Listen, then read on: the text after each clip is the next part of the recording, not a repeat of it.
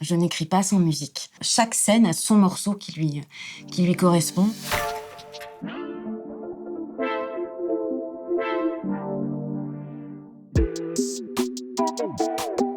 La datcha, c'est l'histoire d'un lieu et d'une famille à travers le regard d'Hermine, le personnage principal.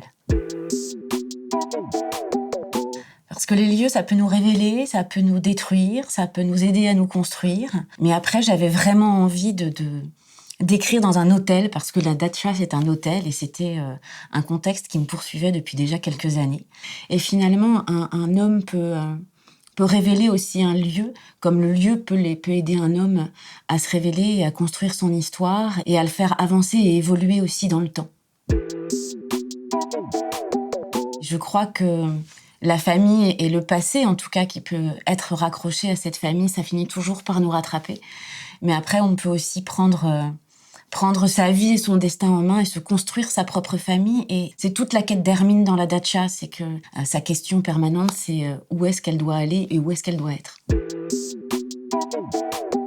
Alors le déclic de l'écriture, je l'ai eu à la fin de mes études de psychologue, quand il a fallu écrire le mémoire. Et là, j'ai su que j'écrirais un jour pour raconter justement des histoires, des vraies histoires, et pas écrire psy.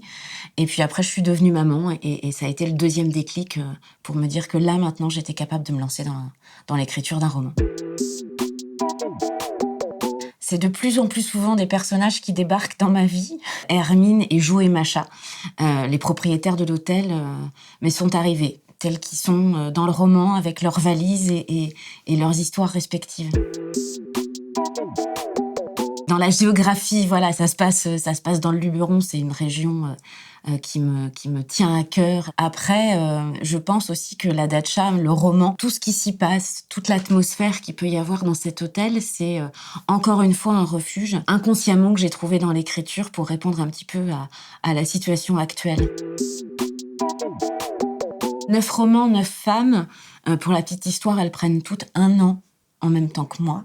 Hermine en a 41, et c'est encore l'âge que j'ai pour quelques mois. Parce que j'ai cette nécessité absolue, en fait, de me sentir complètement en fusion et de pouvoir m'effacer totalement au profit du personnage principal. C'est aussi des femmes qui sont ancrées dans le réel d'aujourd'hui. Voilà, elles ont leurs problèmes avec leurs enfants, leurs histoires d'amour, leurs problèmes de travail.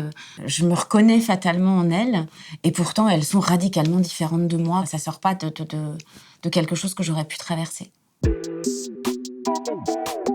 Le mécanisme finit toujours par s'opérer d'une manière assez naturelle. J'ai des gros chagrins, je traverse plusieurs chagrins successifs. Le premier, quand je l'envoie à mon éditrice en lecture, où déjà c'est une première séparation avec eux. Le deuxième grand départ, c'est quand le roman part chez l'imprimeur. Et puis ensuite, le grand départ, c'est le jour de la sortie. J'ai le sentiment d'entretenir un lien quand même assez fort. Beaucoup me suivent depuis le début, en fait, donc il y en a certains, je commence à bien les connaître. Et puis je me nourris forcément de les entendre parler de mes personnages. Moi, l'identification qu'ils ont avec mes personnages, forcément, c'est toujours quelque chose pour moi de très bouleversant.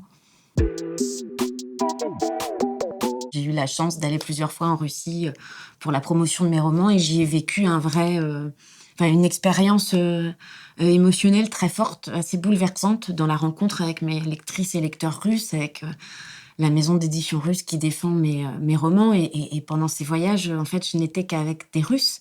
Donc, en même temps, ils m'ont ouvert les portes de leur culture, et j'en suis revenue nourrie et bouleversée, en fait, de tout ce que j'avais pu rencontrer là-bas. Ça va bientôt faire 1 an, je ne lis que de la littérature russe, mais c'était aussi pour m'imprégner de toute cette culture pendant l'écriture de la datcha. Donc là, j'ai enchaîné Tolstoï, Dostoïevski, Cholokov depuis tous ces derniers mois, et je n'ai lu que ça. Alors, je dirais qu'en fait, j'ai eu plein de petites pichenettes plutôt que des claques, parce que j'ai mis très longtemps à aimer lire. Donc, si je me plonge dans mes souvenirs d'enfant, il y a pu avoir Catherine Certitude, et puis après, beaucoup plus tard, Fanfan d'Alexandre Jardin, et puis encore un peu plus tard, Le voyage de Théo de Catherine Clément. Après, il y a eu La claque du roman historique avec Ces messieurs de Saint-Malo de Bernard Simiot. Elle est indispensable. Je n'écris pas sans musique. Chaque scène a son morceau qui lui correspond, et Quand j'écris la scène, j'écoute le morceau en boucle. L'espoir. Je ne peux pas concevoir qu'il n'y ait plus d'espoir. C'est ce qui m'habite, c'est ce qui me donne envie aussi de me lever le matin et de me dire ça ira mieux.